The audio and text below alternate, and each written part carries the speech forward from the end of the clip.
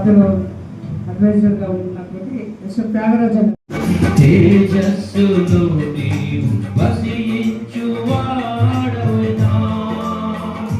మా సమీపమునకు దిగి వచ్చినావు నీ ప్రేమ వర్ణింపతరమా మా సమీపమునకు దిగి వచ్చినావు నీ ప్రేమ వర్ణింపతరమా యేసయ్యా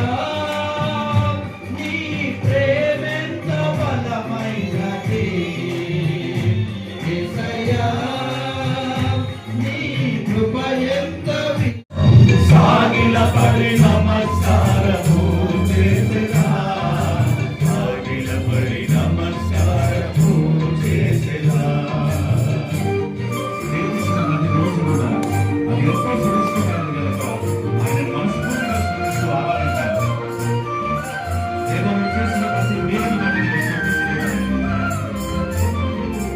సందర్భాల్లో ఒక మనము 25-30 సంవత్సరాలు పెళ్ళైన తర్వాత కూడా మన భార్యకు ఏ కలర్ ఇష్టమో మనకి ఇంకా తెలియదు, మన భార్యకి ఏ ఫుడ్ ఇష్టమో ఇంకా తెలియదు. మన భార్య అప్పుడప్పుడు ఏమంటుందంటే నీకు తెలియదా, నువ్వు మార్కెట్కి పోయినప్పుడు కొత్తిమీర తీసుకురావడం తెలియదా అని అంటుంది. కొన్ని సందర్భాల్లో మనం ఈ బజార్కి వెళ్ళినప్పుడు పూలు తీసుకురావడం తెలియదా, పెళ్ళి 25-30 ఏళ్ళైంది ఇంకా అన్ని ఏం తీసుకుని వస్తాం అంటే ఇంకా స్త్రీ హృదయంలో కొన్ని విషయాలు ఉంటాయి. నేను చెప్పకుండానే నా భర్త గ్రహించి చేయాలి అని అనుకుంటుంది, అది స్త్రీ హృదయం. కానీ సహజంగా మనం అలా చేయము, చెప్తేనే చేస్తాం, అంటే చెప్తేనే చేయాలన్నా అని అంటే కొన్ని సందర్భాల్లో మానవాతీత సంబంధాల్లో ఇన్ని సంవత్సరాలు వివాహ జీవితంలో పెళ్లి అయిన తర్వాత కొన్నిసార్లు వాటి హార్ట్ మనకి అంత సంపూర్ణంగా అర్థం కాదు. అలాంటిది దావీదు దేవుని హృదయానుసారం అంటే చూడండి ఎంత అద్భుతంగా ప్రతి క్షణం దావీదు దేవుని యొక్క హృదయ స్పందనను గుర్తుపట్టి జీవించిన వారు. అంటే తన జీవితంలో కొన్ని పొరపాట్లు చేశాడు కానీ అయితే ఆ పొరపాట్లలో కూడా దేవుని యొక్క అద్భుతమైన యొక్క కృప దావీదు మీద ఉన్నట్లుగా లేఖన భాగంలో మనం చూస్తున్నాం. ఈ ఉపమానంలో చూస్తున్నాం వాక్యాన్ని త్రోసివేశాం. ఫర్ ఎగ్జాంపుల్ వాక్యము మనం ఇక్కడ విన్నాం, సరే ఒక కఠినంగా ఎవరైనా వాక్యం బోధిస్తే అది మనది కాదు నా అత్తది అనుకుంటాం. అయితే కొన్ని సందర్భాల్లో పక్కన అబ్బాయి ఏం చెప్పాడు ఆ పాస్టర్ గారు, నాకు చెప్పలేదు కానీ వీడికి భలే తగిలింది వాక్యం పాస్టర్ గారు. అంటే వాక్యం అనేది వ్యక్తిగతమైంది. నేను చదువుతున్నప్పుడు నాతో మాట్లాడుతుంది, మీరు చదువుతున్నప్పుడు మీతో మాట్లాడుతుంది.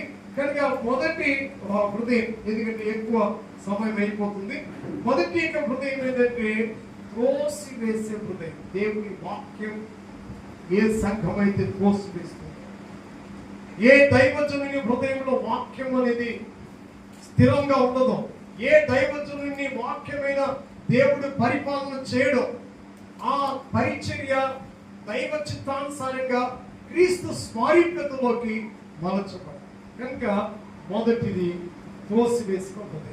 రెండవ హృదయాన్ని మనం ధ్యానం చేసుకుందాం. రెండవ యొక్క హృదయంలో పరిశుద్ధ గ్రంథంలో మనం చూస్తున్నట్లయితే దేవుని యొక్క వాక్యంలో కొన్ని మన్ను లేని రాతి నేలము పడేను అనే మాట.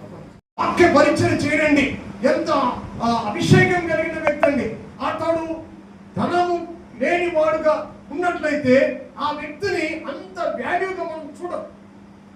మనలో కొన్ని డిఫరెన్సెస్ ఉంటాయి, దయచేసి దీని కాంట్రవర్సీ తీసుకోకుండా మనం కొన్ని సందర్భాల్లో నేను ఒక చోటికి నేను వెళ్ళాను. మా మాస్టర్ గారు హైదరాబాద్లో ఆయన పిలిపని నా స్నేహితుడు కార్లు ఎక్కించుకొని పోతుంటే మనం ఒక ఫ్యామిలీని విజిట్ చేయాలిరా అని చెప్పి నా చిన్నటి స్నేహితుడు పోతున్నప్పుడు ఒక మంచి బిలీవర్ ఉన్నాడు, రెండు ఉన్నాయి మనకు, మంచి బిలీవర్ ఉన్నాడు, ఆ బిలీవర్ విజిట్ చేయాలి అని చెప్పి. సరే నేను మంచి బిలీవర్ అంటే మంచి విశ్వాసానికి పోయాను. తర్వాత చెప్పాడు చాలా డబ్బులు వాడు చాలా కోటీశ్వరుడు, వాడిని విజిట్ చేయాలి అని చెప్పాడు. అయిన తర్వాత నెక్స్ట్ డే కూడా ఆయనతో ఒక బిలీవర్ మాటికి ఫోన్ చేస్తున్నాం, ఫోన్ ఎత్తట్లేదు. ఎందుకంటే ఎత్తట్లేదు అని చెప్పాను. ఆర్డినరీ బిలీవర్, ఆర్డినరీ బిలీవర్ వేరు, స్పెషల్ బిలీవర్ వేరు. వాడిని మామూలుగా క్లాస్ ఇవ్వలేదు. వానిలో ఉన్న ఆత్మ ఒకటి, నీలో ఉన్న ఆత్మ ఒకటి, నిన్ను నన్ను పంపింది ఆత్మలను రక్షించడానికి. కానీ వాడు ఆర్డినరీ బిలీవర్, వీడు స్పెషల్ బిలీవర్ అని నువ్వు దాన్ని తారతమ్యం చేస్తున్నావు అంటే నీ హృదయం అసలు ఫస్ట్ సరిగ్గా.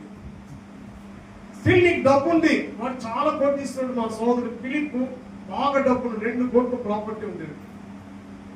దేవుడు నేను అడిగాను, ఫిలిప్ ని దేవుడు ఏ స్థితి నుండి వచ్చాడు? మేమిద్దరం కలిసి పెరిగాం. చాలా భయంకరమైన పరిస్థితిలో ఉండి నీవు వచ్చినావు. ఈరోజు దేవుడు నేను చాలా హైలీగా రిచ్గా నేను బ్లెస్ చేస్తాను.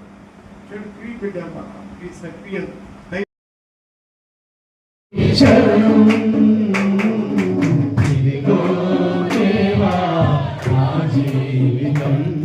వందనాలు. Praise the Lord and shalom. నిజంగా ఎప్పుడైతే మాథ్యూ గారు జోసి గారు నాకు ఫోన్ చేసి మీ దగ్గర బెనెలలో ఓకేనా అన్నారు. ఓకే అనేది ఒకసారి ఏమన్నా అర్థం కాల అన్నదయ్య ఓకేనా, ఓకే గారు ఇది కొరకు. సో చాలా ప్రార్థన చేశామండి. అలా ప్రార్థన చేసి ప్రయాసంతో ప్రేమించి మా కొరకు ప్రార్థన చేశారు. మా వెనుక దళితులుగా, సీకర్ దళితులుగా, అనుభవజ్ఞులుగా ఉండి నడిపిస్తున్నారు. చక్కగా ప్రేమించి వచ్చే అందరికీ ఒకసారి ధన్యవాదాలు.